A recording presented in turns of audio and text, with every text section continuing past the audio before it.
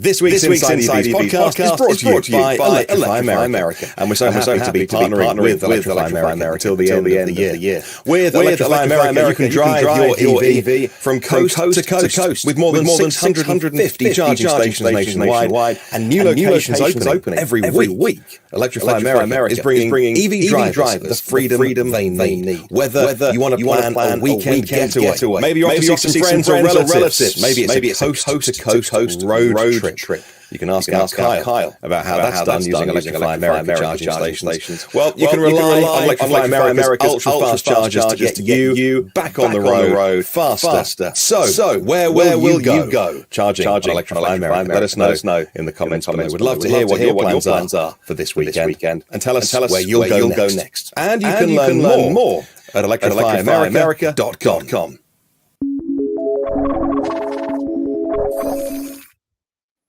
Hello, and welcome to the Inside EVs podcast for October the 15th, 2021. This is episode number 80. Today, we'll discuss driving the Ford Mustang the Ford Mustang Mach-E GT and GT Performance, the BMW i4 M50, the Mercedes EQS, and the Volvo C40 Recharge. I'm Dominic Ioni, Inside EVs forum moderator and Inside EVs editor.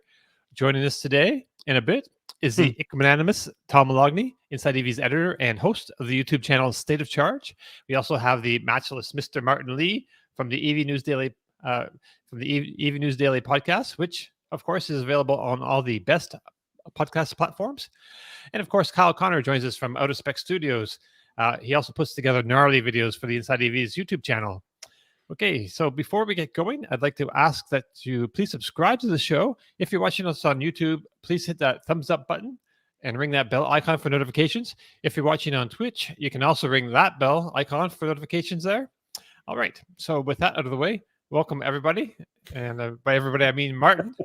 Hey, how you doing, Martin? I've seen in the comments already, people are saying echo, lovely echo. During the psychedelic. During the ad, there's some sort of echo on your ad. Oh, no. Okay, well, we'll get that fixed. That's the first time that's happened. So apologies that we started so suboptimally. We can only improve from here. Right.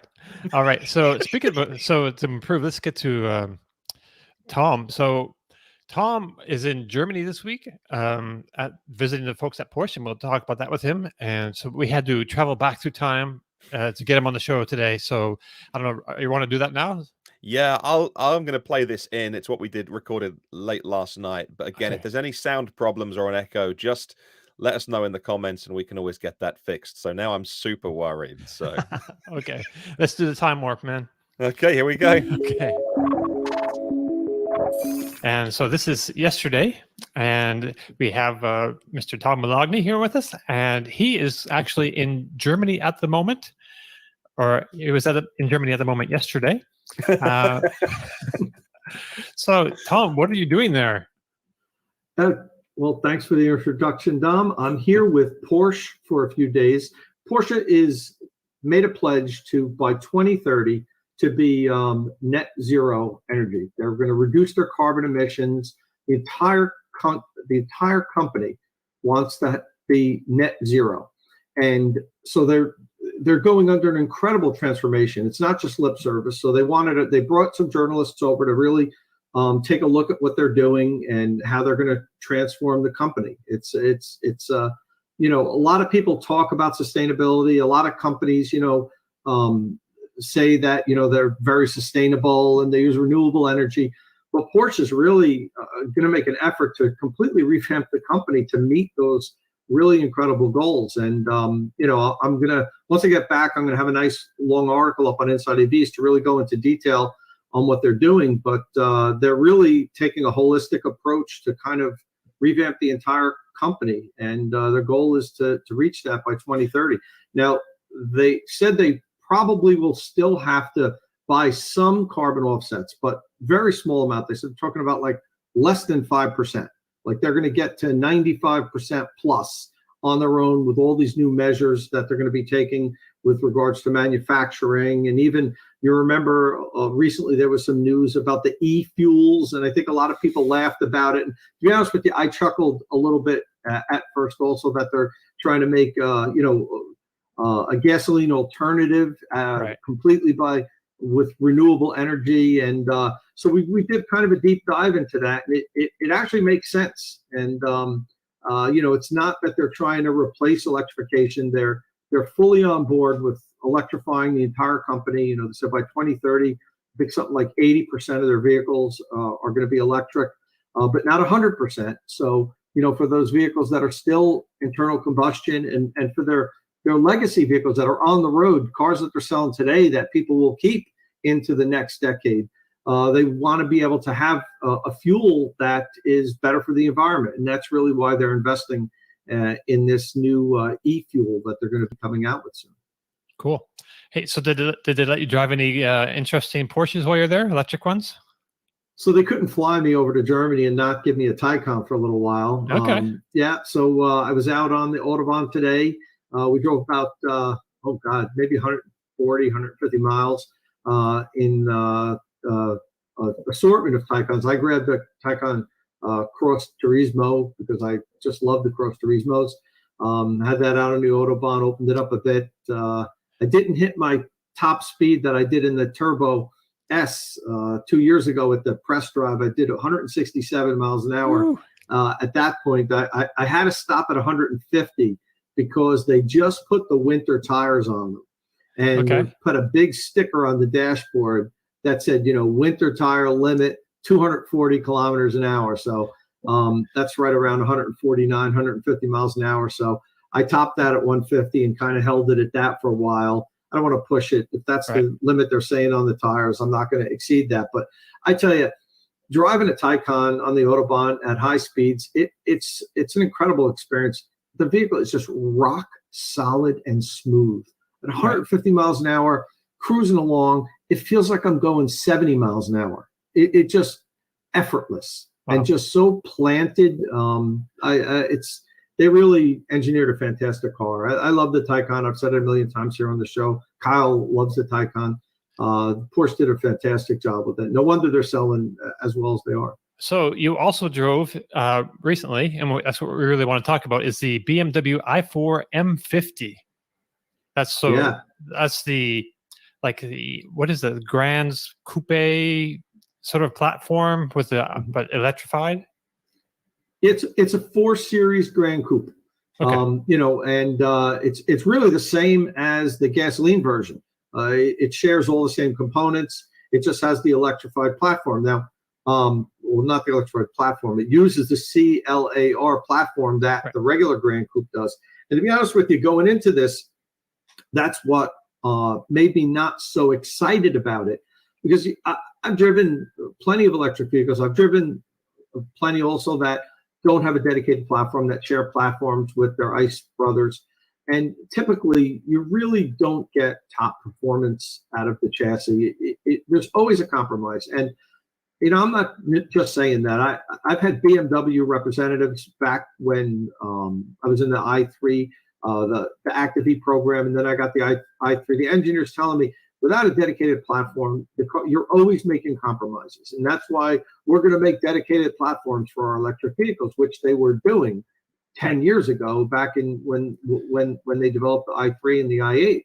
But then BMW shifted their plans. They put electrification a little bit on the back burner, concentrated on plug-in hybrids, and they came out with this CLAR platform and said, you know what, for the next generation of vehicles are going to share this platform.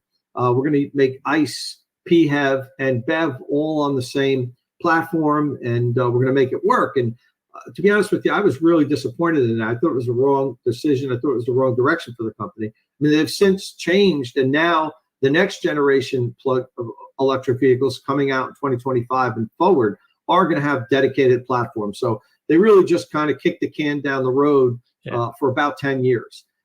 So before I got into the i4, I really wasn't expecting it to feel that great. The handling, the tightness, the chassis, I really thought it was going to be okay. I know BMW wouldn't put out something that was terrible, but I didn't expect it to be as good as it was, and it really was good. The chassis felt fantastic. It was completely tossable, completely controllable, very tight. I was super surprised. The straight line acceleration was fantastic. 0 to 60, BMW's claims 3.9 seconds. I think it's faster than that. I think once this is independently tested, you're going to see it down around 3.5, 3.6. At least it felt that fast. Right. It felt much faster than my Model 3. But I'm not. I won't say much faster. It definitely felt faster 0 to 60. But I don't have the performance version. The performance might be a better one to put up against the i4 M50 because that's their M performance vehicle. And speaking of which, the dollar-wise, if you were to compare the two, the BMW is the MSRP $65,900. The Model 3, I think it's 59,000 or 58, somewhere in there. But when you take 190, yeah. If you qualify for the federal tax credit, it's a wash. The cars are $200 difference in price. And for that, to be honest with you, I think you get a lot more with the BMW. I mean, it's a much more substantial vehicle. The fit and finish, the quality, the interior is incredibly comfortable and supportive. So I'm not going to say this car's better than this car because what I love about it is now there's competition. There's choices. It wasn't too long ago, guys, when it was like if you wanted a high performance, nice electric vehicle, you had to get a Tesla. But now we're starting to get all these other vehicles come out that are really good competitors. And the i4 is a legitimate electric vehicle that you would cross shop with Teslas. In my opinion, the fit and finish is fantastic. The feel is great. The consumption isn't going to be quite as good. The efficiency is not going to be as good. And I think that's the one hit that you get for not having a dedicated platform. It weighs over 5,000 pounds. Yeah. Now that's 1,000 pounds more than a Model 3 Performance. Now the i4 is a little bit bigger. It's about 3.5 inches longer, but still 1,000 pounds more for a car that's only a little bit bigger. So the performance and the efficiency is going to suffer. And you can see that it's not EPA range rated yet, but BMW says that they believe it's going to come in at 245 miles per charge. Okay. It has an 84 kilowatt hour battery, so the battery is a little bit bigger than what you get in a Model 3, and the range is a substantial amount less. But one thing I want to qualify: until we range test these, it's really hard to compare it because the Teslas always underperform in our range tests. Right. And that most other vehicles overperform or at least match that. So, there might not be that much of a difference when you get down to it within the real world range. Yeah, because 315 miles, that's what Tesla says it'll do. But in the real world, it's going to be what? I don't know. What would you guess? Like 370 or 275? Yeah, I'd say right about there, 275. My Model 3 that I did the range test on as soon as I bought it is EPA range rated at 253, and 353. Right. And I think I got 320. I have to. Right. It's like 315, 320 in there, if I remember correctly. Yeah. Yeah. So you're going to lose about that much with the performance version, and so now if you get down to 275 some ish, and then if let's say the i4 outperforms its EPA range rating by a little bit, and it's 255. Now really is that much of a difference? 20 miles. Right. So let's see when we get a hold of these cars to do proper range tests. But right. I was overall thoroughly impressed with the i4. The feel, the driving feel was fantastic. The steering was direct. They have a really good new regenerative braking system. BMW always had one level of regeneration. You couldn't adjust it. And I always criticized them for that. It was pretty strong lift-off regeneration, but they didn't allow you to change it at all. Now they have like 4 different levels of regeneration, including an adaptive regeneration that worked really well, especially on secondary streets. It pretty much does 100% of the braking through regenerative braking. And like coming up on roundabouts, it really starts to slow down far in advance and recuperates as much energy as it can on the highway. It was great on the highway. The only niggle I have about it was when somebody cuts you off, and this is partially the automatic braking. It's not just a regenerative braking system. Right. it really hits the brakes hard to let the person in, but then it lets them get really far in front of you before it starts accelerating. So I felt like I was looking in my rearview mirror, like, is somebody going to rear end me? Because, I know you slowed down great to let that car in, but okay, it's time to get going. And it waited till the car's like 15 car lengths ahead of me before it started to accelerate again, and maybe that was just a software thing that BMW is still working on. But that was the only thing that bothered me about the automatic braking. Is that part of the iDrive system? Well, it's part of their ADAS, the automatic braking, if somebody cuts you off, right. And it works, but like I said, it needs to, once that car, not even cuts you off, when a car cuts into your lane, once it starts accelerating and the gap starts widening, the vehicle should start accelerating to follow that car. But my complaint was it took way too long. It let the car get really far in front of me. I had to override it and accelerate each time. Right on. So that's amazing, because that just goes to show you on paper, like you can have a car like the Tesla Model 3 Performance and the BMW i4 M50, and it looks like it's not even going to be close, but we don't drive on paper, and it is actually a real competitor, right? 100%. And, of course, we got a lot of comments, people saying, oh, look, the Model 3 Performance goes in 3.1 seconds, whatever it is, 3.4. It's faster, it costs less, there's nothing to look at here. And there's so much more to a car than just those two figures. And like I said, the cost, it's like $6,000 or $7,000 more, but the federal tax credit wipes that out. Now, you have to qualify for the federal tax credit. And number two, we might be getting a revamp of the federal tax credit where Tesla regains their some sort of a rebate or tax credit. We don't know what kind of form that's going to be in. So we really can't bank on that. But still in all, the i4 is an absolute contender. It's something that people should consider if they're in that price range looking for an all-electric sedan. They actually did a much better job than I was expecting. I was thoroughly impressed, and I'm not the only one. I looked at the other reviews online. Look at the other videos, the other reviews. Nearly everyone was completely impressed with this vehicle. It's almost too good. BMW is going to cannibalize their sales, 3 Series and 4 Series. I can't imagine buying a 3 Series or a 4 Series combustion engine now.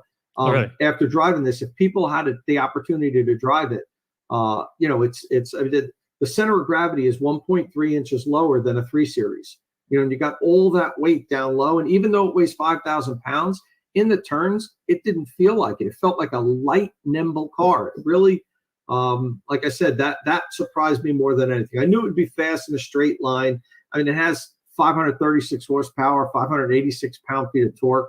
So, I mean, I knew it was going to haul in a straight line, but I didn't think it was going to feel as dialed in, as balanced it was, in the switchbacks and in the curves. It really, really was thoroughly impressive. Right on. So basically, it's maybe just a little bit slower than the Model 3. Maybe it doesn't go quite as far, but do you think it feels better to drive? Is it like just more engaging? So it's very engaging. I think the Model 3 Performance is very engaging also. So I don't know if I'm going to say more engaging. Right. But what I will say is, I mean, it's a different vehicle. You've got that, I mentioned in my video, you got that thud when you close the door. It feels like a vault is closing, that premium feel that you get with some of the premium vehicles. You sit down on the inside and it's a totally different feel than Tesla, and I like Tesla's interior, the minimalistic, kind of very futuristic look and feel. You got this big center screen, and that's kind of it. With BMW, you get more, and some people want that. It's not what's right and what's wrong. There's, you have a proper driver's instrumentation gauge. It's got the iDrive 8. It's one of the first vehicles to have the BMW's new iDrive 8, which was much quicker, snappier than previous versions. And I found it easy to navigate. Now, there are a lot of screens and a lot of sub-screens. Right. So there's a lot to learn. If you're not familiar with iDrive, there's going to be probably a little bit of a learning curve, and that in itself could be problematic. But I'm familiar with iDrive because I've driven a lot of BMWs, and I just found it really simple to navigate and easy to change settings. And there's a million different settings. You can set the car up, the suspension, stiffness, steering. There's so many things that you can set up, or you can just let the different drive modes preset that for you, which it will. But then you can also, like if you're in sport mode, you don't have to go with their basic sport settings. You can then set the car up the way you want it. And, people like that. So, I think that's good to have. And it's not hard to find and figure out. The new iDrive 8 worked really well. I've never owned a BMW, so I don't know the iDrive stuff. I don't get on very well with the turning wheel. But what's the EV side of it with the software? How much of it has been designed by people that you think, oh, look, like these guys and girls, they get electric? Well, they do have like screens for consumption and, how many kilowatt hours you use. So, I mean, they give you the information you need, but the basic iDrive really, isn't really specific for electrification. That iDrive 8 is going to be in all the BMWs. So there's not a lot of it that is EV specific, Martin. So, in that regard, you're not going to get a center infotainment system that is purely designed for an electric vehicle. It's not. It works with it, and they have those extra pages to give you that information. But 90% of what you get in iDrive would work just fine in a combustion BMW. But some people like that. You've got to satisfy everybody. Tesla is what they're doing works, and I own a Tesla, and I really like it, and I really love the infotainment system. I think it works, fantastically. But there are people that like BMW's infotainment system. The BMW diehards really like iDrive. And if you talk to them, they feel very comfortable with it, very familiar with it. This is just the next generation that's better than what the previous generation was. The earlier iDrives I thought were terrible, but the last few haven't been that bad. And this one is absolutely better than any of the previous versions, in my opinion. It's snappier, much quicker, and relatively easy to just navigate without having to take a class on it, even though there's lots of screens and subscreens. So I mean, look, the Mustang Mach-E, it's got a million different screens and tabs to hit. I did that infotainment video on it, and my first cut of the video was an hour and 20 minutes. I think it took me that long to get through all the tabs and screens and buttons. And the iDrive is kind of like that. There's a lot in there, but people like content, and you don't have to scroll through all the screens and play with all the settings if you don't want to. If all you want to do is access your navigation system, your music, it's really simple. There's very few screens you've got to look at, and it also has a pretty good voice activation system. I was able to use that, and the voice commands worked really well. I didn't use a lot of them. I didn't spend a lot of time on that, but if you don't want to fiddle with the screen itself, you can use voice commands to accomplish quite a bit. And I also use their adaptive cruise control with lane centering, and that worked really well. That was a system that requires you to have your hands on the wheels, and it'll alert you if you don't. But there's a monitoring system, cameras that monitor the driver. So if you look away for too long or whatever, it alerts you. But that system worked really well. I used that for quite a bit on the highway and on the Autobahn, and I thought it worked really well. So did BMW tell you about the split of it's all-wheel drive? And I forget, so we did run an article on the specs. So the front motor, 258 horsepower, 313 on the rear. So a more powerful rear motor. But do they kind of get into the weeds on when those motors are active? Is it permanent four-wheel drive, or only when you floor it? And then is it a rear-wheel drive bias, because the bigger motor's on the rear, to give you that kind of typical rear-wheel drive combustion engine BMW feel?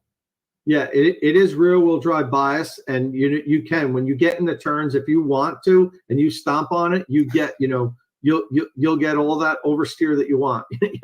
So it definitely is rear-wheel bias, and the system kind of intelligently sets power to the front and rear motors as it's needed. So if you're cruising along on the highway, it might utilize the front motor more than the rear motor to optimize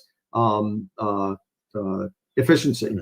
So it will use the power as dole it to as it needs to be sent. But it's definitely rear wheel bias. If you get on it, you can absolutely feel that you can make the back end kick out.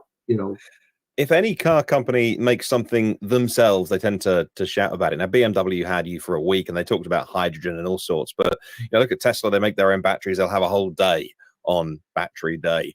In the week you spent with them, did they go into the details of things like the cells? Are they assembling their own batteries for the motors and stuff? Is it just off the shelf from their suppliers? Are they making it? Did they go into those details with you? Yeah, they did. We did a factory tour. They're making their own motors. And they showed us that whole process with the motors all taken apart and everything. And they don't make their own cells. They buy the cells from a supplier, but they do make their own modules of battery packs. So, nice. They assemble all that. I don't think they do that in Leipzig. I think I forget which factory they actually put the modules and packs together in. But they do that in house, and they're very proud of their motors. They're all designed in house. They don't get that from a supplier. Yeah, that's very important because they're not only are the German proud engineering companies as well, and well unionized as well, and that's good in terms of keeping jobs. But with suppliers, you can push them, but ultimately you'll say, well, have you made a slightly better motor than you did last time we came to you in the order books? Whereas it's great when you see. Especially the OEMs taking that tech on and wanting to learn them, because that's when you make those big innovation jumps as well in technology. So that's super good to see. Sorry, Tom, I interrupted you. They've been making their own motors all along, Martin. They designed and made their own motor for the i3 also. Yep. So BMW has been making their own motors in house for their electric vehicles. So one thing you didn't do with the car, I believe, is charge it. So I just wanted to mention that it's if you plug it into a 200 plus kilowatt DC fast charger, they say it'll charge up from 10 to 80% in 31 minutes. So that sounds about right to you, do you think? Yeah, it peaks at, the funny thing is BMW said it peaks at, I think, 195 kilowatts, but then they showed us a graph of it charging at 205 kilowatts. So okay. It's right around 200 kilowatts, and it'll hold that, but only till about 25% state of charge. I mean, that's not terrible. Cars always, EVs always ramp down. Some hold their maximum charge rate a little bit longer, but 25% about, and it starts ramping down, and it'll hold over 100 kilowatts till I think about the 50-55% mark. Wow. Before it drops down. And by the time it hits 80% charge, it's only pulling about 60 kilowatts. So that's right. Not fantastic. But 10 to 80% in 31 minutes, that's respectable. I mean, it's not industry leading, but you know what? Half an hour break to add 200 miles of range, that's pretty good.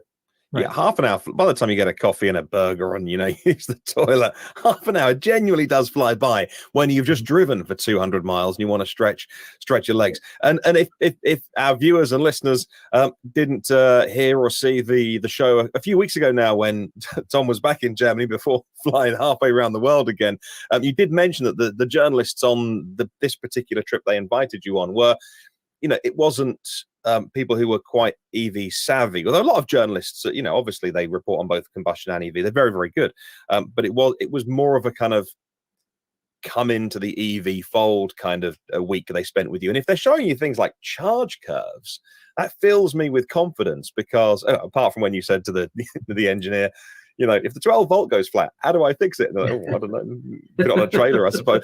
But they seem like they're like, because there was a big changeover of staff and what have you when from the original i3, i8 to now. But it sounds to me like they get it, like just in your gut, they kind of get it.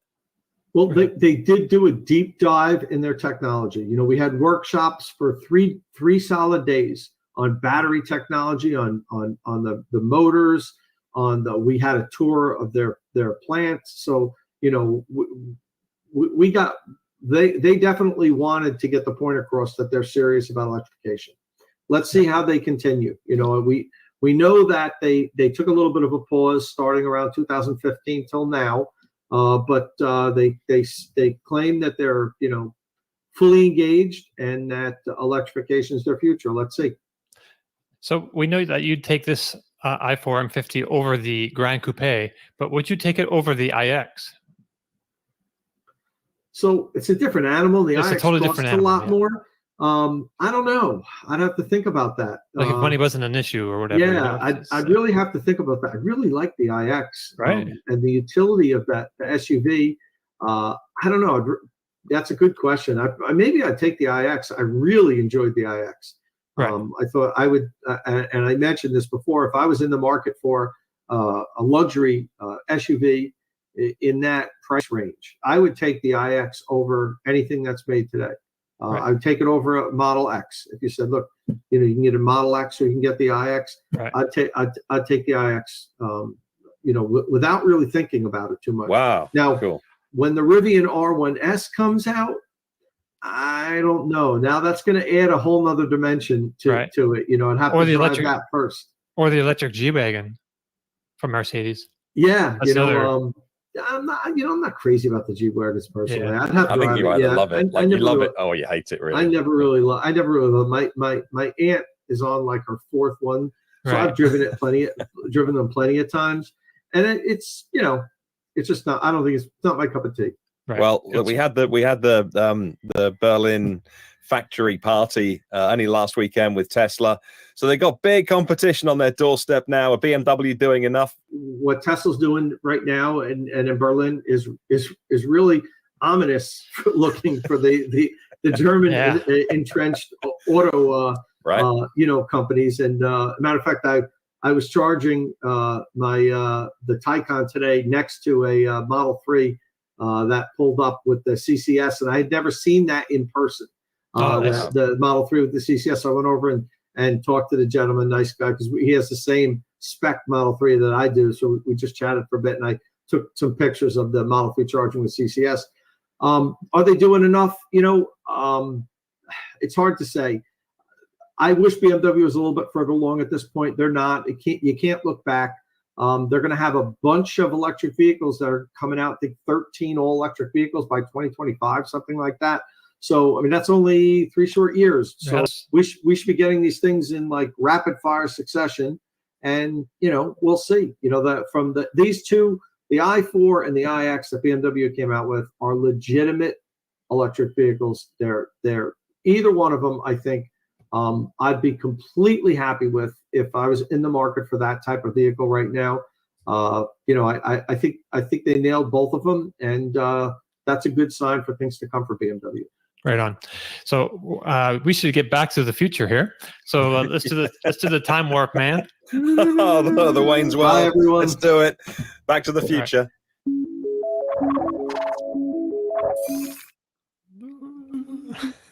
All right. Hey, Kyle, how you doing?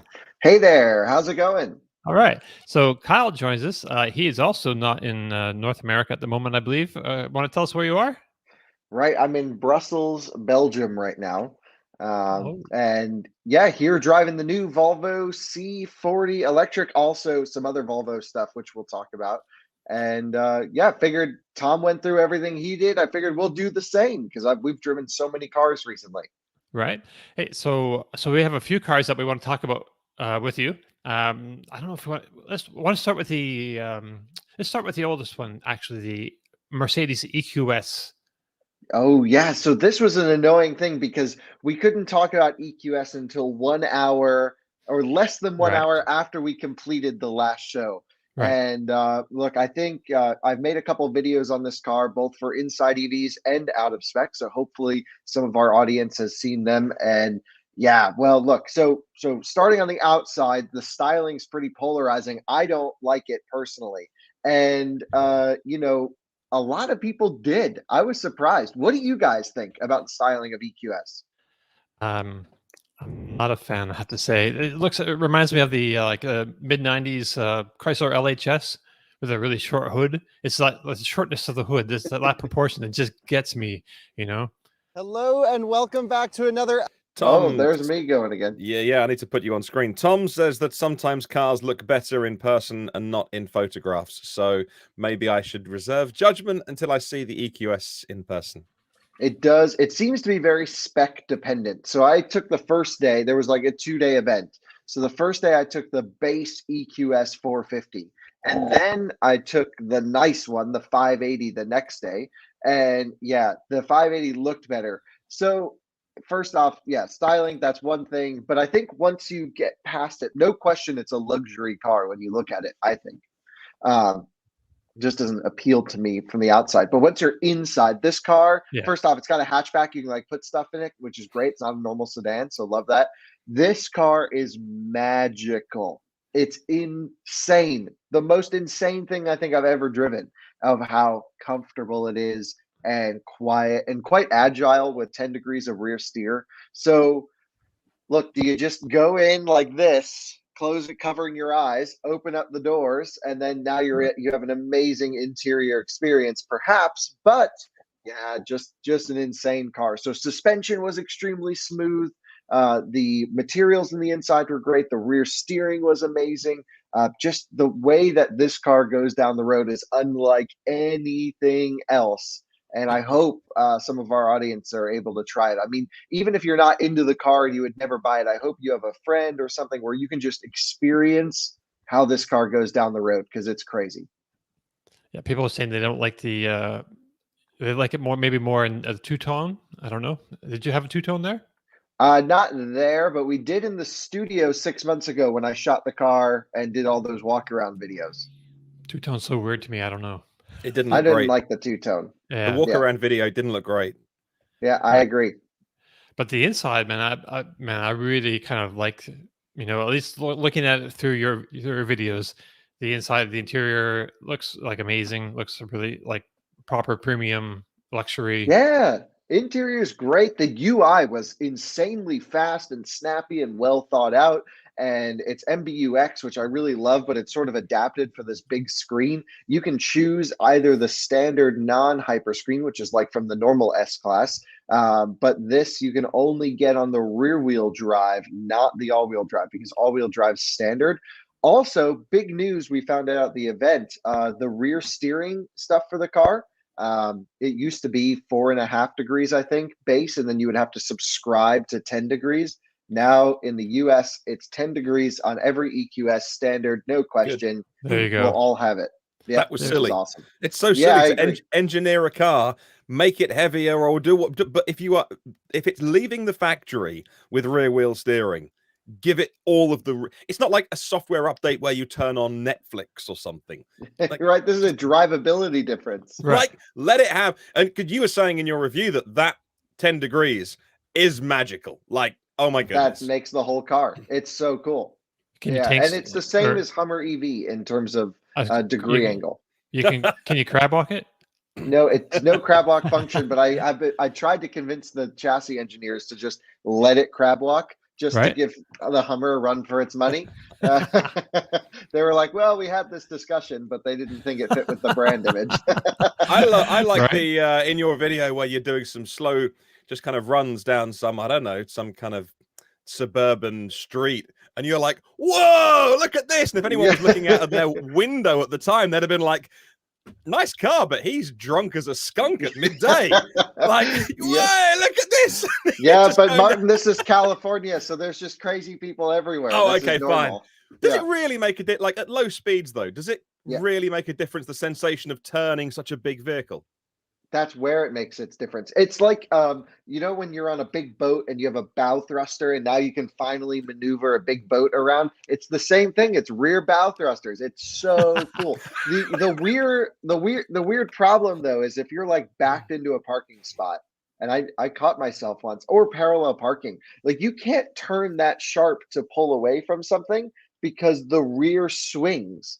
So you'll end up curbing your rear wheels pulling away from a parking spot, which is not something I've ever thought about before, because they turn outwards. Don't they turn in different ways depending on the speed that you're going? I remember like low speed. Yeah, low speed's away from you, middle's pretty much straight, and then they go in the same direction as the car on the highway to elongate the feeling of it. Right. So it does crab walk on the highway. I've only ever driven like the 1988 Honda Prelude with four-wheel steering. With passive rear steer. Yep, that was cool. Yeah, absolutely. That was a fun car. Oh man, it's my boss's. So yeah, also did some charging tests with it. It's supposed to have plug-in charge. I went to the EA station, plug-in charge didn't work. I don't think it's EA's fault. I don't know if it's Daimler's fault or Mercedes' fault. I think it just wasn't set up for this car. No one had expected journalists to go and charge them. I ended up skipping the press drives, went on my own loop and just said, I'll bring the car back tonight. Thank you very much. I ripped it as hard as I could, tried to charge it. And one of my big questions about this car was the engineers were very adamant with me that this would do 200 kilowatts to almost 80%. They said it will come off a little bit up top. And I said, that would be amazing, but I don't think that's going to be a thing. And it wasn't, because if you look here at 54% state of charge, we peaked at 154 kilowatts maximum, which is obviously less than 200. And I would say that feels about right for that state of charge for that car. So curve wasn't bad. This is a charge to 80% and go to the next station, but it's 400 volt. It's not going to lead in the charging class, but it just needs to be seamless, charge relatively quickly, does that. And then of course it just drives better than anything. But most EQS buyers, I don't think are going to be road tripping. Still does no excuse for it not to be road trip capable. Do you know the speed from the time from 80 to 80% from like 10 to 80? Yeah, offhand? It's published. I don't remember offhand, but yeah, not sure. It was fine. It was like 20, around 30 minutes. 30 minutes. Yes, yeah. It was average for this new modern generation of cars. But man, did I just love this car. And, it's not for me because, this is just a luxurious cruiser. If I lived in a metropolitan area and didn't have eyes and wanted the most comfortable car, this is how I would be chauffeured around in, because I wouldn't have to look at it at that point. But yeah, I saw a spec in this dark blue with the tan interior. It's the car we shot for Inside EVs. But then I saw another one that had massive, like 21 or 22 inch wheels on it. And that actually looked good, like really good. So maybe that's cool. Anyone who buys an EQS is going to be so happy with this car. Yeah, I was just really, truly blown away with this thing. So do you think it's going to bite into S-Class sales? I think it's a different type of buyer, personally. All right. Okay. Yeah, because I think this is going to bring more people to the luxury segment more than taking existing people from S-Class sales over. Yeah, I mean, we'll see, but I don't know. I'm sure some people looking at an S-Class would end up choosing EQS. Right. Because I was just thinking that, like, looking at the Porsche sales, their Panamera sales have kind of gone down a bit, while their Taycan sales have gone up considerably. I think Taycan now sells more than the 911. Yeah.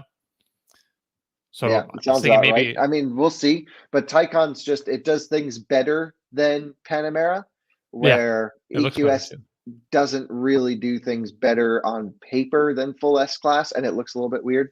But like driving it is better. It's just hard to explain. I'm actually going to go and try and grab EQS and S-Class here pretty soon and do a little comparison internally, which I think would be kind of interesting. Right. Hey, so you've also driven, so in the last few weeks, you've driven the Mercedes-Benz EQS, the Lucid Air, the Tesla Model S Plaid, and something else, another luxury sedan, right? Yeah, the Taycan and e-tron GT, that's the luxury segment. Yep.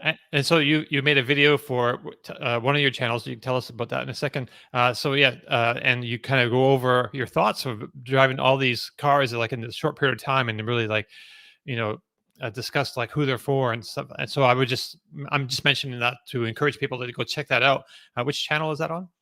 That's on Out of Spec Reviews. Thank you. And yeah, we've put a lot of effort into Out of Spec Reviews recently. We really want this to become our anchor channel for Out of Spec, more so than motoring and some of the others. So it's been daily uploads, and got a lot of effort put into that channel. It's growing very quickly. So appreciate all you guys for subscribing.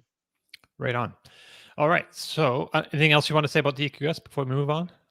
Yeah, it would be the most amazing car in the world to live with. I think it is actually the most amazing car in the world to drive from the non-performance standpoint. It's very impressive. Hey, and I just recently got out of a Ghost, by the way. I just wanted to mention I was in the newest Rolls-Royce platform, and this was more comfortable. Wow. What? Is it? What? Yeah. Say it again. Yeah. So the new Ghost, which is the new bespoke chassis for Rolls, it's no longer on the 7 Series chassis. With the 6 3/4 liter V12. I shot a little video with this. It hasn't gone live yet. Amazing car, beautiful paintwork. Look, there's things that the Rolls does that the EQS could never do. But in terms of just driving around, EQS is better. Wow, that's saying something. Hey, so someone, let me just share this with you here. I don't know. Can you see that? Yes. So there we go.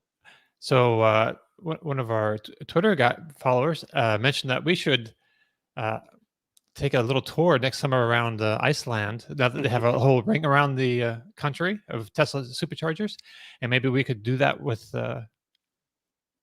with the Tesla and the EQS or something like that, like a little race. Yeah, that sounds like a great little time. But I think we want to not necessarily rush that trip. This is an adventure to go and explore and see things. I don't know if we want to drive it around it as quickly as possible. I hear it's beautiful. Right. So, I mean, I don't know. So you also put up a Tesla Model Y made in China video this week on one of your channels.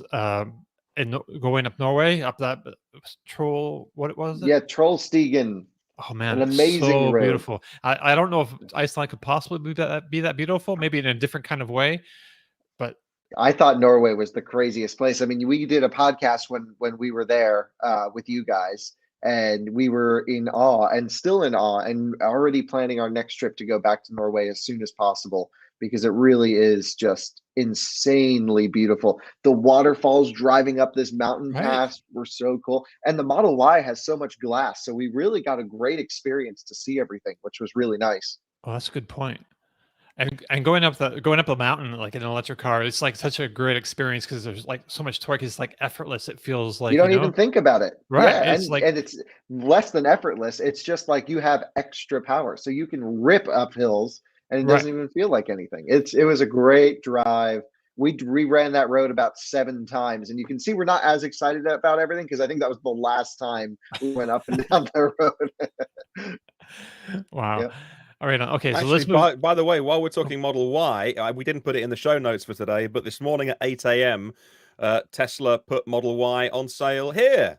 So my social media, my WhatsApp groups have been filled up with all my friends that own either S's, 3s, or X's wanting the latest toy. So they arrive off the boat in February. I'm guessing they're going to be Chinese. Yeah. I'm guessing they're the new, slightly bigger LG Chem battery packs with the new 5 amp hour cells. I don't know, but they come in February. So firstly, fantastic if you want to buy a used Tesla in the UK. There's going to be some loads on the market as everyone gets rid of their old ones. But also today, just people pumped about, one of my friends bought 2, one of my friends bought 3, and it's like he's just gonna some posh friends. So the guy who bought 3 is a car dealer, in fairness, but because people will realize they're here in February and want one now, and he'll be like, okay, well, I've got one. He's got some stock. So, but that's not. He doesn't stock up on Tesla just because this is such a landmark vehicle for us. Right. So very exciting here. I'm sure people watching this around the world will scratch their heads and think, why are you excited? Well, we've had to wait so long to get it in right-hand drive, and it's been in Australia and Hong Kong for a little while. So probably one of the last one of the last big right-hand drive markets. Yeah, those are going to be. And so you're talking about the UK, of course, and those got to be coming from China. But they did have like the big Berlin Gigafactory Party festival beer garden. I don't know. Giga Beer. Yes, Giga Beer is coming. Last week, and they mentioned that they will be producing cars like by the end of the year, I believe, right? From Berlin. First customer cars delivered sometime this year. You know what Elon Musk is like. He was sort of saying, we hope November, possibly December. So you sometimes need to take it with a little bit of pinch of salt. And, they are always more optimistic sometimes, but they always deliver in the end. And I think, if those cars, now I can't remember where I read this, but I'm sure I read maybe a year ago that they'd signed a 2170 supply deal for Berlin, and I've equally seen people saying that the pilot line 4680 cells are going to be on a ship from California to Germany, and those first cars coming out of Berlin are going to be structural battery pack, front and rear cast. Equally, I'm sure I read something that they'd signed either an option or a contract with LG from or maybe it was CATL to come from China and for the first year to build the Model Ys with the 2170s. But I mean, whatever comes out the factory, we're happy. So at the Berlin Gigafactory party thing, they had like a factory tour, walkthrough, or whatever, and they do have a couple of like cutaway models of the Model Y, and I think we have a post on that on Inside EVs. But it does show like one battery. One of them had a battery pack with the new batteries, 4680s, and the other one had the picture right there. You see it on your screen there if you're watching us on YouTube or Twitch. Yeah, it's the 2170s or the 4680s. They had one of each, and those are, I mean, these packs, these cutaways are missing like a lot of. I don't see any cooling or interconnects or anything there. That's not exactly how the production cell is going to look. Well, they could just do bottom plate cooling, I guess. But yeah, there's no connections on the on the top. Yeah, no current collectors. Right. So I'm kind of curious at how it would actually look in like real life. But this is kind of an interesting to see how it's like they're all packed close together, not separated by modules, so you can really save volume and save some weight as well. So it's going to be great to see. But anyway, so getting back to cars that you've driven, so you and Tom both got to drive the Ford Mustang Mach-E GT and GT Performance this week. We didn't share a bit with Tom talking about it, so it's all you, man. Oh, I got to share the whole story about Mach-E GT Performance and non-performance. Yeah. So yeah, we went to California. Oh, sorry, Martin, you're muted. Go ahead. Tom did a whole bunch on it, but I edited it out from last night's chat. So we're like, no, give it all to Kyle. It's fine. Oh, no. No problem. So yeah, Ford was awesome. They invited us out to California to come drive the new Mach-E GT. And, you know, when Ford does a launch, they go heavy. They had like a ton of these things lined up. I mean, a lot of cars. And yeah, so we both drove a non-performance and a performance edition within the GT category. So they make the same horsepower, but the performance edition gets 34 more pound-feet of torque. It also gets Magna Ride, different 20-inch wheels, Brembo painted on the calipers. Unsure if the calipers are different. And yeah, the biggest difference is the suspension, though. And you also get different seats on the inside that are really nice. So the GT Performance is where I spent most of my time on the performance driving. And I can't tell you how big of a difference this car is from the normal Mach-E extended range all-wheel drive, the 4X. The rear end of the car settled down. The acceleration's great. I thought the acceleration was fine before. This is really fast now. It's 3.5 seconds 0 to 60, which is proper quick. The tuning maybe still needs a little fine work. It spins the front tires every time you take off, and yeah, at least on dusty surfaces and stuff, which I haven't seen before. But this is because they've really upgraded the front motor more so than the rear motor from the 4X. So the front tires are doing a lot more than other EVs. But then there's a new mode called Unbridled Extend that backs off some of the stability control and backs down the power so that you can basically, I think Ford's thermal management system is compromised from the factory. I think they spec their drive units with 5-second boost modes. Their battery pack is one way. And I think they're just trying to make the best of the hardware that's installed in that vehicle. And yeah, Unbridled Extend, in theory, takes the peaks down, but then lets the entire system come up to temperature together so you can get a longer period of time before driving hard. This is smart because if you drive in unbridled, you'll just smoke the motors really quick. That thermal throttles, but your battery still has more to give in terms of temperature. So this way, everything comes up. It also doesn't regen blend on the brake pedal. The brake pedal is just friction at that point, also to reduce the amount of current going back into the battery pack. So it's not efficient. You don't want to drive on the street like this, but it is certainly a little bit better for handling, for, you know, sort of going out, running laps, things like this. So we'll do some thermal testing. I'm still not totally sure how this whole system works. I got a lot to figure out. But overall, I can't tell you how amazing the Mach-E GT is to drive every day. I mean, look, the thing is, the car rips in a straight line. It stops on a dime now. And most importantly, the rear end is completely settled down. You can see we're absolutely shredding through these corners. Did a great job, great grip, really fun. And the seats are amazing. Honestly, it's a transformative upgrade, and I really, really, really loved this car. You said a minute ago about not many journalists would be doing something with a Mercedes-Benz. I wonder how many pull over halfway through, turn the thing off, and call the Ford engineers to say, how do I do this? Why did you need to stop halfway and give the experts a call? Yeah, well, this is quite a situation. So unbridled extend is not like track mode in a Tesla.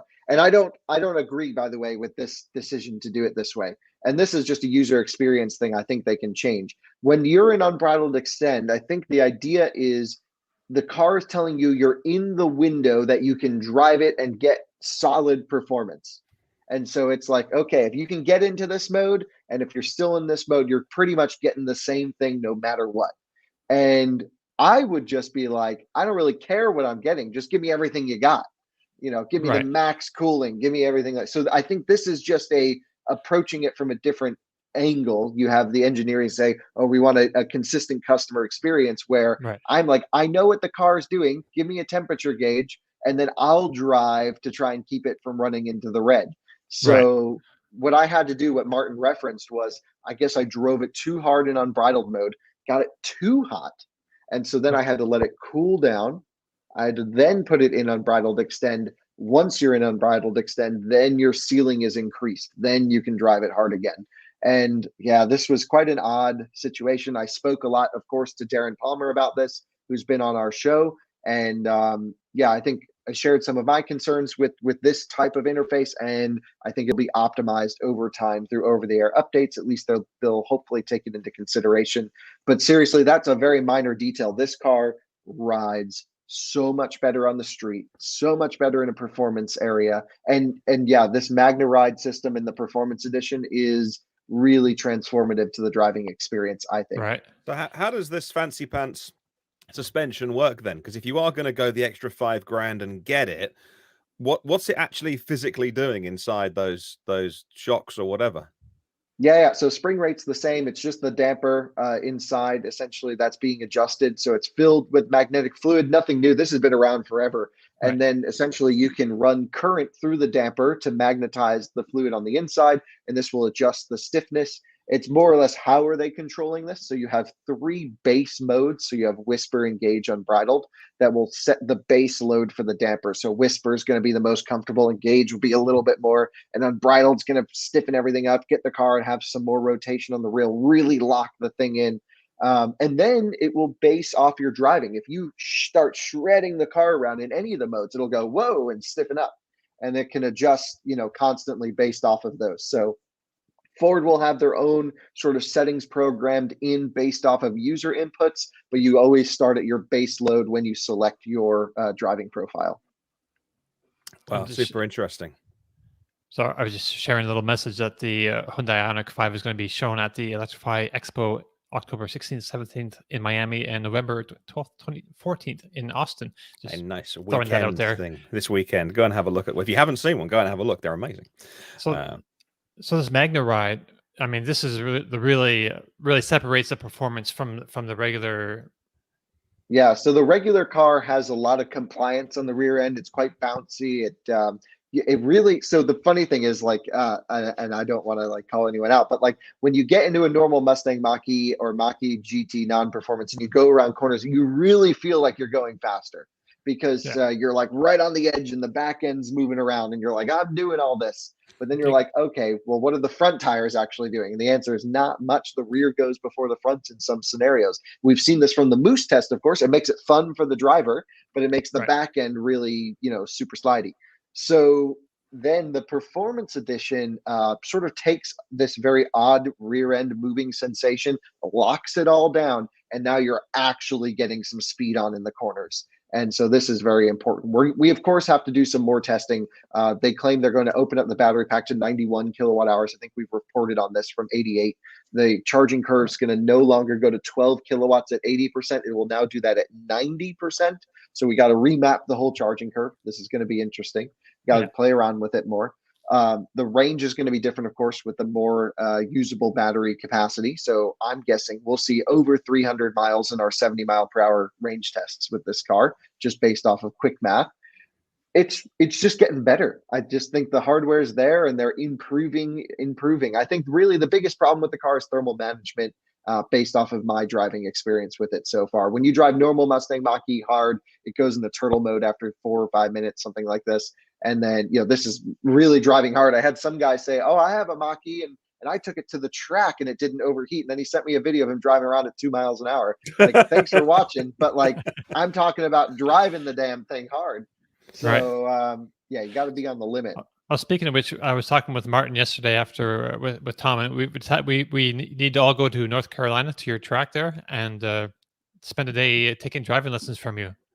Oh, not from me, but we could get some real pro drivers in that that are. Yeah, but it'll look better on video. If it's you, it looks better on video. So it's got to be you telling us Muppets how to load up a corner or something. Yeah, we can do a little bit of training, but of course, it wouldn't be a bad idea to just all go to a proper 3-day school that has the equipment and the testing procedures set up for this. So yeah, there's a lot of options we should pursue there.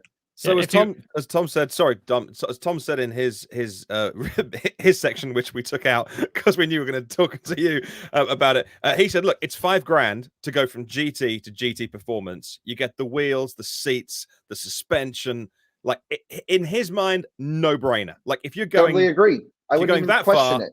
Go if you're going the extra 4 to go to GT, go the extra 5, then go to Performance. Look, you'll get at least half of that back on resale. You'll get maybe more than half of it back on resale. Okay. So your really overall cost is $2,500 for all that stuff. Go for it. Okay. You can remind me again. You have to get the Performance to get the magnet charge suspension, though, right? Yeah. Yeah, man. Just spend the money. It's not much. It's you just go. Yeah. So the seats alone are amazing, hugely awesome. I love them. And GT Performance all the way. Okay, so your performance. Okay, but was Tom saying just like the GT, Martin? He was saying go Performance. Like if you're gonna go, if you're gonna go the extra 4 from what is it? The long range 4X. Yeah, right. So if you're gonna spend another 4 to go GT, spend another 5, spend 9 more in total, and get Performance, and you'll thank yourself for it in the end because you then also, Kyle, in your video, you also get back in GT, which hasn't got the fancy pants suspension, and you were saying how different, like instantly. I think you show it on video in a moment. You start to kind of weave down the road, and you can even see the back end. You're like, it's bouncing around. I don't like it.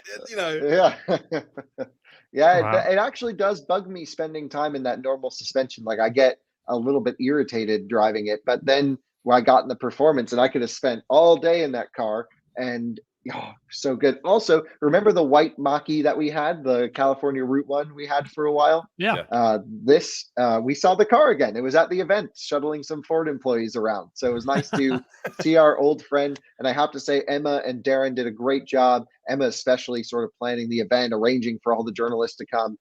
You guys know Emma, of course, and she's awesome. And Darren was there and very open. And we had drinks till very late at night, early in the morning type situation. And he was very open with everything. I mean, we just had a great chat, and I'm excited for the future of Ford. I'm all in on it. I think it's cool. But they have to do with what they have to do on Mach-E GT, which is dealing with the existing hardware, which overheats when you drive it hard compared to competitors. Well, over here, so we talked about Model Y going on sale 8 o'clock this morning. The prices are 55 and 65,000 because we have to add, import of 10% and 20% VAT, or the other way around. We add VAT, then 10% on the new total. So 65 grand, which is what, probably 85,000 for you. 65 for a Model Y Performance. That's the same price here as the Mustang Mach-E GT Performance, and they're pretty much in line on price. It's the same price in the US too, right? So that's before you say, well, I don't want a white Tesla, because there's just every Tesla is white. So before you spend money on paint or anything, it's the same price, and you think, oh, that's now a really nice tough choice to make. Yeah, I think the Mach-E is the better daily driver from a suspension calibration. Dominic mentioned, I put up this Model Y video, and it's quite firm, and the steering's not so great. It's no question the Model Y is still going to handle really well when you push it, and it's going to be extremely fast in a straight line, and maybe even a little bit more stable under acceleration, not having this front wheel spin problem that I've noticed. But if I wasn't doing a ton of long trips and your country isn't huge, I think I would go for Mach-E. But at that point, it's more, can you live without the Tesla supercharger network and rely on the existing infrastructure? And if the answer is yes, then I think the case is made for the Mach-E more so than the Tesla, especially as countries get smaller and the need for this big charging power is less and less. So we'll see. I don't know. The new made in China Model Y had a pretty poor charging curve, worse than Mach-E. So, it's possible that this actually the Mach-E would charge faster to a higher usable range. Right. Well, that had a poor charging curve because of the different batteries, the Chinese batteries. Yeah, I don't know. It just didn't seem LFP, optimized right? for me. At first, like we plugged in, you'll see the video will go live on Out of Spec Motoring in 2 weeks from now. And we first plugged in and man, it was so slow. We're like, okay, battery's cold. The car had 8 kilometers on it. Maybe it just needs to calibrate. We'll let it think about life for a little bit. And then after like 20 more superchargers throughout the trip, it would still do well under 100 kilowatts at 50%. Which is, my Model 3 smokes that, and it's got 100,000 miles on it. So I was pretty disappointed in the curve. I think the Berlin ones will do a lot better. We'll see. We'll have to send you over there to try those out. Yeah, I'll go as soon as I can get a German-built car. I'll go over. But some of my friends are getting them, so I'll be able to use their cars. Right on. So just once more time, the Ford Mach-E Performance and GT. So do they get different tires as well? Yeah, I can't remember the OE tire selection for them offhand, but they were a much better summer tire for the car, and it's an OE developed tire as well, so it's developed specifically for that car. Right. So that's another reason to get the GT Performance. Better seats, better tires. Yeah, better I don't know if suspension. GT and Performance had a different tire. I just know no? GT had a different tire selection than extended range all-wheel drive. Okay. Yeah. All right. I don't know offhand. I don't recall. Yeah. All right. Anything else about the Mustang Mach-E? Anyone have any questions? It just transforms the whole car, makes a big difference, and now it's finally like, oh, maybe you should really consider getting one, to be honest. Right. Yeah. And it's of course it has the black nose cap as well instead of the body colored nose. I don't know. Did you like that in person? It didn't make a difference to me. I thought the car still looks a little bit awkward, but me and styling, very few cars do it for me. So Sure. I'm not a good judge of character there. I think it looks fine, especially in orange. I like it in orange. I mean, you have opinions like everybody else. So even if but I don't, to me, it doesn't matter what it is. Like, I just think if you're buying the car, make sure you like it. Maybe. Right. Yeah, I don't know. I bought a Model 3. I don't think it looks very good, but I'm still living with it and it's fine. So Anthony C tells us on YouTube that the GT has Continental cross contacts and the Performance has Pirellis. Oh, thank you. That's good information. Yes. Yes. Right on. All right. So you are in Belgium in what Ghent? So I was in Ghent. Now I'm back in Brussels. Okay. And you've had some Fritz? I have had some fries one time, but I had a waffle the other day, which was great. Right. Okay. Waffles and fries. I mean, that's if you're in Belgium, you kind of have to do that, right? I think. Yeah. But you also, probably more importantly, you got to drive the Volvo C40 I just paid for the car. I've been working Recharge. in hotels the whole time. Yeah. Yeah. So this is the C40 Recharge is basically a coupified version of the XC40 Recharge, or no? Yes, 100%. That's all it is. It's just take XC40 Recharge, drop it 6 centimeters, put a glass roof on it, paint it in Fjord Blue, which is an awesome color, and then put Fjord Blue carpets on the inside as an option, which is amazing. Look, I got to say, I'm really impressed with this car. Would I personally go for it over XC40? There's really not much difference. You kind of choose, do you want the more expressive, modern looking coupified version? And you guys know how I feel about coupified SUVs. Right. As far as coupified SUVs go, though, this is higher on the list, but still I'd go XC40 Recharge over, because then you put the dogs in the back. And so this is about 4 to 6% more aerodynamic than that car. Everything else is pretty much the same.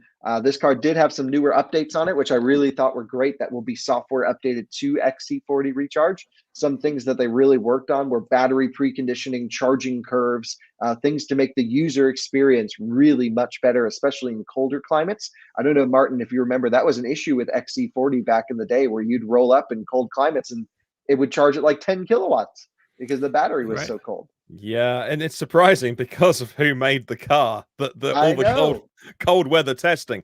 But yeah, I kind of wanted them to make more of a step forward, a bit like Audi are doing with the e-tron Sportback. That's coming for a new model year very soon. That's getting a complete facelift, but new tech underneath as well, we think. And I would like to have seen a little bit of a move forward. We don't mind companies learning, like we've said with Ford. We got the feeling they got the Mach-E out the door and then said, well, we're going to, as you said in your video, just start to turn all the dials up, start to finesse it. And I think that, I don't know, it doesn't seem like a big enough jump from this, just like a body shape change. But there are some things under the skin with this, you say? Not really. So it's just incremental software improvements. So the C40 is it's a new model line, right? So this will run next to XC40 Recharge. You'll be able to choose either of them. C40 is, look, it was an easy way for Volvo to brand a couple things. And I think it's important. Volvo's committed, at least they keep telling us, to going fully electric by 2030. So that's not that far away in car terms. And so, everything they have now is pretty much a combustion powered vehicle. Plug-in hybrid. There's still a combustion engine in them, except for now 2 models that are in production, the XC40 and the C40. I got to spend a lot of time with the engineers yesterday, and look, they had to get these cars out the door. They want to get EVs on the road. They recognize that this isn't the platform of the future, though. The CMA platform is great for now. They were able to get 75 kilowatt hour usable battery pack in there, 78 gross. They really let you use almost all of it. And, so that's good. But they're working everyone internally on full battery electric ground up architectures to underpin the rest of the lineup moving forwards. So I'm not sure if we'll see a second generation C40 or if this will just be a one hit car and then this CMA architecture will eventually be retired. I really don't know. Yes, there are new headlights in C40. I believe they're the same as Polestar 2. I could be wrong, but they're pixel LED headlights, which is really neat. Unfortunately, we won't get any of the matrix functions in the US, but I'll walk you through the quick highlights really quick. In the US, this thing's 60 grand with destination in there, just under before the $7,500 federal tax credit. So you're like 59 something. A lot of money, but does the car feel premium? The answer is yes. And I would argue it feels worth the money. Like I think the doors close really well. The interior's awesome. That's you get this cool blue carpet. Go ahead, Dominic. That's Cadillac Lyric territory right there. Yeah, but I would much rather have a Volvo than a Cadillac Lyric personally. I haven't spent time in the Lyric, but I'm not. That car doesn't speak to me. The Volvo's very understated. No one would know it's 60 grand. That's the best part.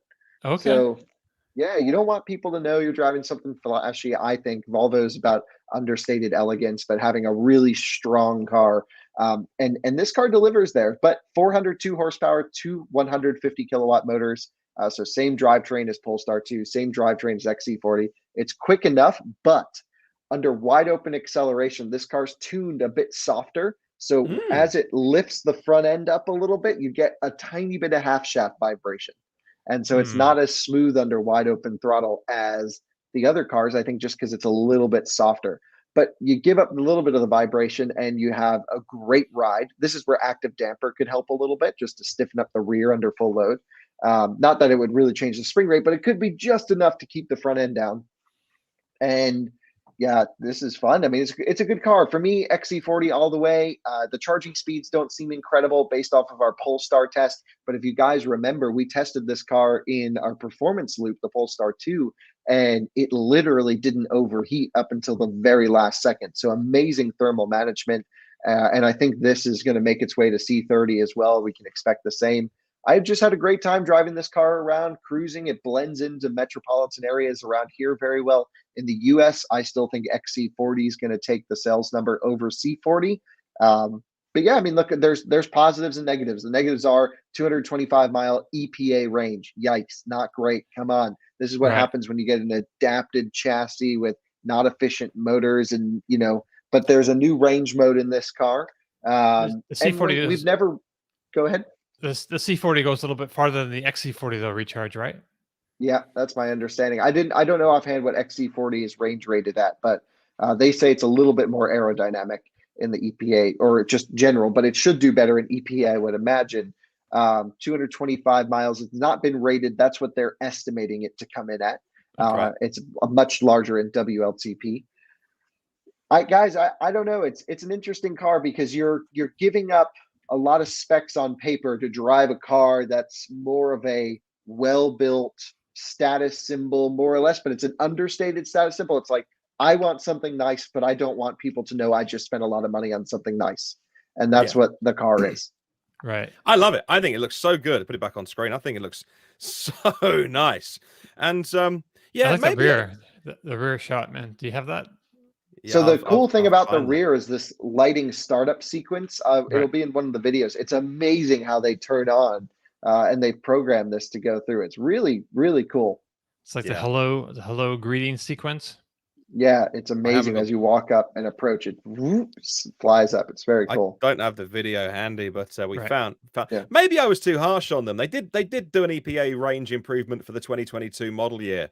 They got 7% more range out of it for the 2022 model year in the US. And actually, I probably was a little bit too harsh. You know, from where Ford sold the company to Geely buying it and where they are 10 years later, I think they're doing some absolutely brilliant things with electrification.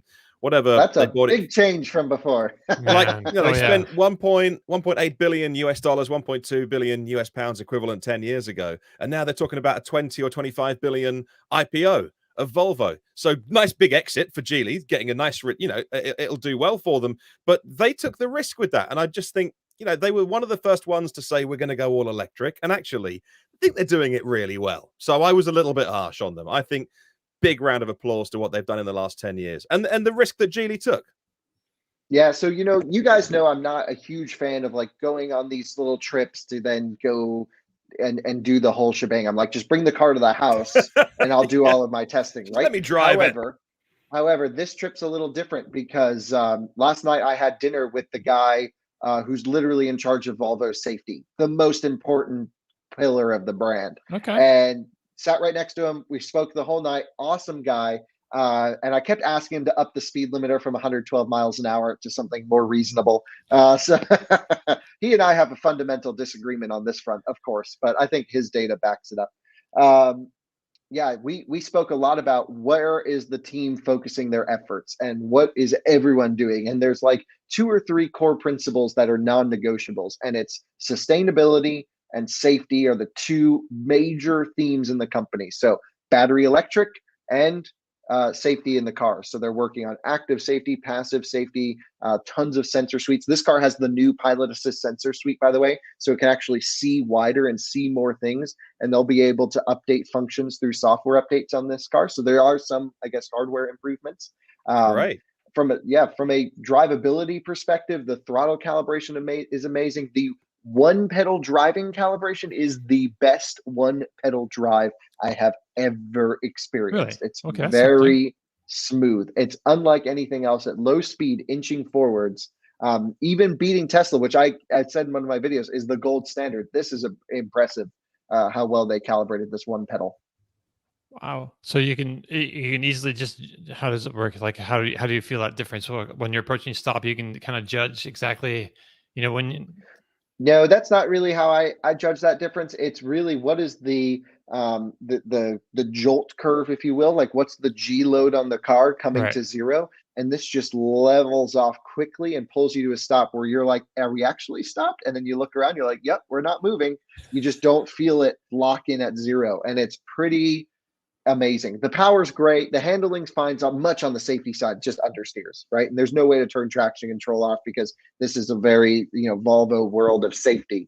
But yeah, I'm really into it. I think XC40 Recharge with these updates are going to be amazing. Interestingly, it doesn't give you your range in the screen, just shows percentage state of charge. Right. But and then there's, for me, it's fine because I only use percentage, but I was like, that's a weird decision. So I got to meet, again, the nice thing of coming on these trips is the head of HMI. So the person who's responsible for the machine and the human sort of understanding what's going on. And she said, look, we had a lot of problems with people thinking they could go much farther or less far than what they were doing. So we give them a percentage, and then there's a whole app in the screen that tells you if you drive aggressively, here's how far you'll get normally or quickly or slowly, I should say, and it gives you this range. I still mentioned to her, I'm like, just take the average and put it in the screen. And that would be, you know, better for most people, my opinion, but I'm sure they know better than I do. But it does good route planning, good station preconditioning built in with the Google system. Okay. It's a really it's hard to pick apart. It's the only things are range and price. But these two things are price, it's worth it, feels quality. And the range is like, okay, well, do most people really actually need the range when you think about it? The answer is no, but it's more than enough to take a road trip with. So it's not like the MX-30 situation, which was too low. I think this is right in the sweet spot. Right. Yeah. Right. Yeah. And then I also want to mention one more thing, which is I also drove the new, and I know we're late on time here, but I just want to get it in. I drove the new XC60 Recharge, the plug-in hybrid. And I know we don't typically talk about plug-in hybrids on this show, but it is the most EV-like plug-in hybrid I've ever driven. Doesn't have the range as RAV4 hybrid, but they've really increased the range dramatically. They've gone from I want to say 12 kilowatt hour usable to now almost 15 kilowatt hour usable. Maybe it was 9 or 10 kilowatt hour usable. So an almost 50% improvement on the battery pack capacity. And then they also upgraded the rear motor. If you guys remember, Volvos were always struggling in our 70 mile per hour loop tests because they would overheat cruising down the highway. They couldn't maintain. This, you can sit in electric mode all day, no problem. I drove it for an hour, never coming out of electric mode, unless when I selected it for just to try the acceleration and back. 450 horsepower, massaging seat, great sound system, and a really stylish looking updated car for 22. XC60 plug-in is going to be a great, just ultra comfortable car. You guys know I love Volvos. I'm a huge Volvo nerd anyway, but I really like this plug-in system now. I used to not love it so much. And the combustion engine, we don't need to get into it too much. Completely revised, no more supercharger, way smoother, way quieter. And XC60 is, of course, like the mid Volvo SUV. Yep, that's correct. So it goes 40, 60, 90 in the SUV. Yep. So this is going all electric next year. Oh, the XC90 is? Yeah, so this comes to the US next year. All they'll give it is a 2022 date. But I'm surprised they weren't harassing you more. They would not talk about it. To talk about this. Right. But they're quiet. I tried. Yeah. Do you think they can get range? Is that on a new platform? Or is that on the So I believe this car will be on a new platform for Volvo. Okay. What do you think, Martin? They wouldn't tell me. I think it's going to be, again, as a combustion PHEV and a BEV. You think so? Okay. I think so. I would love them to say, hey, it looks the same from the outside, but under the skin, we've made an EV from the ground up. But the last we heard, 2022 is the date on it. Whether that is December next year, I don't care. It means that now this is going to be hugely popular in big chunks of the market. Yeah. Yeah, I think it's going to be awesome. The thing with Volvo is it's very much a car, like I would say, like smart people buy them. I like them a lot because they drive so much better than anything else from a comfort standpoint. They don't even try to be sporty. They're like, look, that's not our thing. We're going to give you the best daily driving experience. It's going to be the most user-centric. You're going to have really nice thought out details in the cabin. This car is a trash can in the center console that you can dump out. You know how much garbage I have rolling around my car? Right, it's true. That's true. Like, real world. Yeah. They think about these things. There's coat hooks, or purse hooks for women. By the way, XC40 was all women designed, I believe. There's credit card holders in the dashboard. So all around, very well thought out car. The 90 cluster cars, I can't wait for this to become electric, because this will be the ultimate, drive the kids to school car. It's just wildly popular, with people going back to their Volvo dealership when their finance runs out and goes, yes, I've heard about electric, I'll have one of those, please. And if they can get it, you sort of, the more I think about it, the more you think, well, the XC40 and the C40 they're just warming up, and we can forgive them if they come with the XC90 and it's just brilliant. And it hasn't got to be, as you say, the quickest, although it will be quick, and it hasn't got to go the farthest. It's just got to hit some psychological barriers in terms of range, whether that is in your head 250, whether it's 300, I don't know, but if it can do that, no questions. Totally agree. It's going to be awesome. Right on. I still have a hard time thinking, would I buy one of those over like the Cadillac Lyric, which Yes. should have like 300 miles the of range? Lyric so hot in your head? Because it's got 300 miles of range and it's, But should it be a doesn't. proper We don't luxury. know. We don't. If that's Right. EPA, who Right. knows? It could be one way or the other. I think it's going to be over 300 EPA. But I will see. Yeah, it's still kind of early on that. But I just have like high hopes because GM can't Okay, really we'll afford to see. I don't mess know. this up. I'll tell you. For me, I guess maybe I just prefer more of a European car, but especially a Nordic car. I Sure. love the Swedish design. I like the touches there. I wouldn't even if it had 100 miles less range, I'd probably go for the Volvo just because of so many other things other than range in that Right. type of car. Well, I really like that the C40. I like the coupe style and it's got the Yeah, spoiler would you in the do back. C40 or XC40? C40. Wow, Martin, Yeah, what about definitely. you? I even like that coupe. What's that BMW? The coupe-ish one. The X4? I think so. That's yeah. the small SUV slopey thing. It's Right. so. So it's you like so that? pretty. It's so I do. pretty. It's so pretty.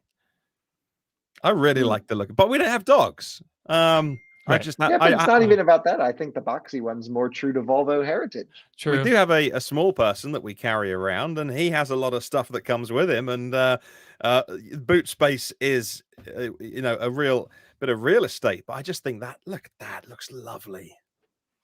Yeah, but I got to say, it drives great. I love this color. So this color, here are the Volvo details that are fun. They went to the fjords in Sweden. Really long drive for them, right up the road, and. And then they said, "Oh, that's a pretty blue. Let's paint our car in that color." And that's what they did. And then the whole interior is based to model. So there's these like plastic ridges things like that go through the dashboard that when the ambient light hits them, it's supposed to give you the mountaintop ridges of one of the national parks in Sweden at a certain time of day with the light hitting it. It's just, I love all these little things that they put into it. Yeah, that's pretty cool. Where's the Volvo? See, that is pretty as well, though, isn't it? This is the Volvo website. Right. That's a good-looking car. Volvo to me. That's a good-looking car. There's nothing wrong with that at all. No. I think what you do to that is you put it on the Polestar suspension, since it should all bolt up. I don't know if anyone's done it. So you put the Öhlins dampers on this thing, drop it to the ground, big wheels, big brakes, and then a roof box on top. It does have like a large gap from the wheel to the yeah, it's an SUV. I know, but but it just looks like it should be like 3 inches lower. Totally agree. Good thing there's an aftermarket. Right. All right. So anything else that we want to talk about? I think that's everything that you've driven. And that's all the news, I think, as well. Well, you did the new Porsche Taycan 4 Cross Turismo 70-mile-an-hour highway range test the other day. Yeah. And I think I've driven other things, but that's all the stuff we can talk about on this show. We've hit our limit. Yeah. By the way, 251.7 miles, was it, in Taycan Cross Turismo 4, blowing way past EPA rated range. Of course, as usual, in typical Porsche fashion, this was the ultimate range spec car. No power charge port, no roof rails, aero wheels, and of course the base powertrain. Loved it. Great range test. And this was a true 70-mile-per-hour test. I literally did not come off 70 miles an hour unless when I did the loop all the way back to the charger. Worked great. Right. So what was the number again? What's the magic number? Yeah, it was just over 250 miles, and it's rated at 215. Right. Nice. Yeah. So but we've never run a Volvo in our range test before. Oh, really? So I spoke to the guys about it, and I said they're going to hook us up with one in the U.S., and we're going to see how it does in the highway test compared to EPA. We don't know if it'll do better or worse or how it's rated. Right on. Hey, so my guess is not amazing, but we'll see. So John Checker reminds us to mention that you also have a new podcast of your own coming up sometime. Oh yeah, no, it's already in swing. I don't really go on it too much, but Out of Spec has a podcast. Yeah. Okay. And I think Dominic, you joined us for the first episode. Oh, that's right. Yeah. This was a little while ago. A few weeks ago. It's a weekly show. Yeah. Right. I'm old. I forget things. I don't even know what I'm talking about right now. I've forgotten even. Where am I? Talking about the Cross Turismo, one of those came past me yesterday on the motorway, and I was set at 70 and a bit on cruise, and he blew past me on German plates as well, because I saw it coming, and I was like, like Taycan, and then as it went past, I was like, but because I'm not sure if it's on sale here or not, and then I clocked the the German plates, and so someone's obviously brought one across the channel and was enjoying some autobahn type speeds. I'm not sure whether we're out of the EU now, whether you can get done for a speeding ticket. I know you could before, but now that cameras, I'm sure you still can. Now that with Brexit, I don't know whether they can't track you down, and so but this guy was flooring it, and I was like, it was in a like a deep silver, almost like a deep gray, and my goodness me, that it just looked utterly gorgeous. Not that I could see it for very long because he was a little speck in the distance.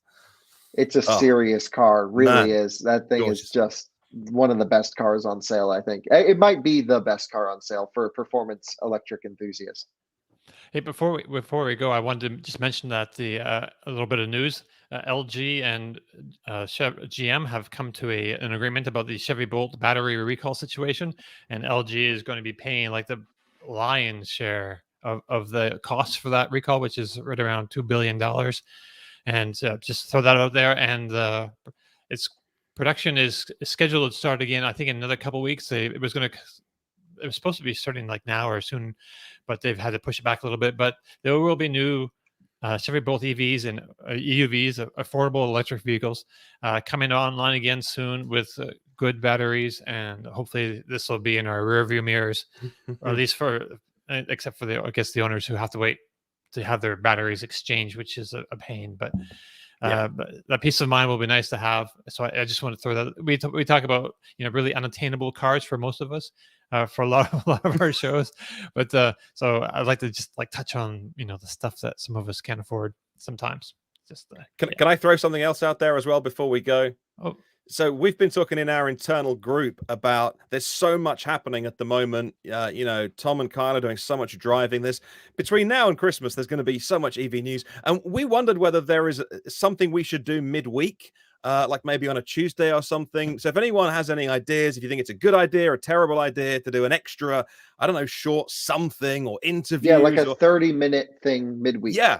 The interview we did with Darren was one of the most commented on, and people just really appreciated what it can be seen as these kind of big car companies or whatever, kind of untouchable. You might complain on Twitter, but then you don't get a reply. And he was coming on saying, right, here are the problems. Being very. So should we do more of that? Should we do more chat interviews? But if you have any ideas, leave us a note in the comments or in the chat, because we kind of feel that we're an hour and a half now, and we are grateful for your time and want to respect that. But there's more we could say. So let us know. I could go on all about how I just spoke to the battery engineers at Volvo for literally 3 hours yesterday, and I learned so much, but I can't fill it into our showtime, of course. Right. I want to hear about it. And yes, they will come on the show if we want them to. They're great. Yay! So, we should do an interview. It'd be amazing. Yeah. Right on. All right. So I guess that, let's see what time. Oh, yeah. That brings us to the end of our show. If you have any questions or comments, you can leave them on the Inside EV's forum podcast thread or on our YouTube or Twitch comment sections. If you like the show, please give us a thumbs up if you're watching us on YouTube. That helps other people find us and, makes us feel appreciated. And and don't forget, you can find and follow our panelists on Twitter. You can find Tom Mologney at Tomolog with 2 M's. Martin Lee is at EV News Daily. Kyle Connor is at It's Kyle Connor. And I'm at Dominic_Y. Please click subscribe and tap that bell icon for notifications, and we'll see you all again next week. Ciao.